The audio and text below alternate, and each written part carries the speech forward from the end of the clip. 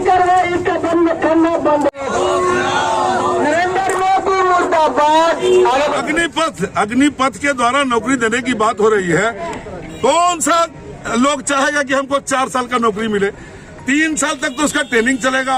1 साल का नौकरी होगा, न उसको इच्छा रहे कि हमको बढ़िया से काम करने का, न देश का सुरक्षा प्रहरी बढ़िया से रह पाएगा। तो कहीं न कहीं ये एक बहुत बड़ी साजिश है, बहुत बड़ी साजिश है देश को फिर से गुलाम बनाने की।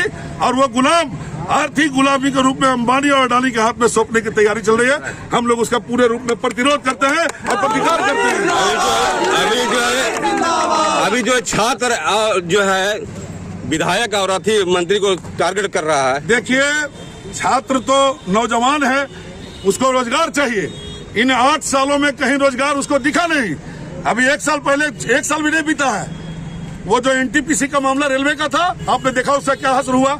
ये भी जो है आपका जो 4 साल वाला नौकरी का मुद्दा मिल रहा है, इसको भी सरकार को वापस लेना होगा। और हम लोग भी उस कार्यक्रम में धीरे धीरे पूरा देश छात्रों के साथ होगा, उनको नौकरी दिलवा कर रहेगा।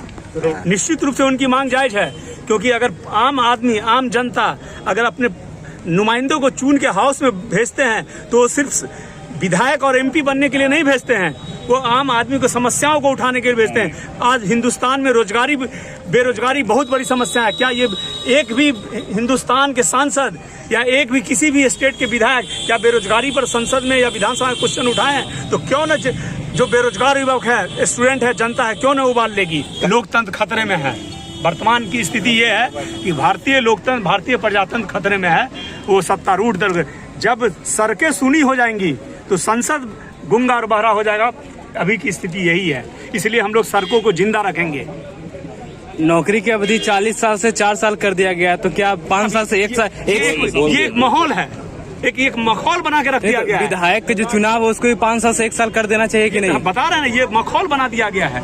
आप अगर प्रजातंत्र में अगर आप मेजोरिटी में है तो ये नहीं कि जो मन में आए वो रेजुलेशन पास कीजिए, वो ऑर्डिनेंस पास कीजिए। ये तो एक माहौल बना के देश को रख दिया गया है। आज विद्यार्थी लोग कह रहे थे कि यहाँ का हाल भी श्रीलंका जैसा होगा और यहाँ के जो बीजेपी नेता है उनको भी उसी तरीके से पिटा जाएगा। जैसा पहला एग्जाम्पल बारसलीगंज में जो विधायिका है अरुणा देवी, उनका झंडा देखते ही लोगों ने झंडा उखाड़ के फेंक दिया और उनकी गाड़ियों में बरसाया पत्थर। नहीं, लोकतंत्र में ये कतई भी ये अच्छी बात नहीं है, होनी चाहिए, नहीं होनी चाहिए। उनकी आवाज पर भी हमला किया गया कि पार्टी ने मजबूर कर दी है इस तरीके से। जो नहीं, ये लोकतंत्र के विरुद्ध है, इसकी मैं भर्त्सना करता हूँ।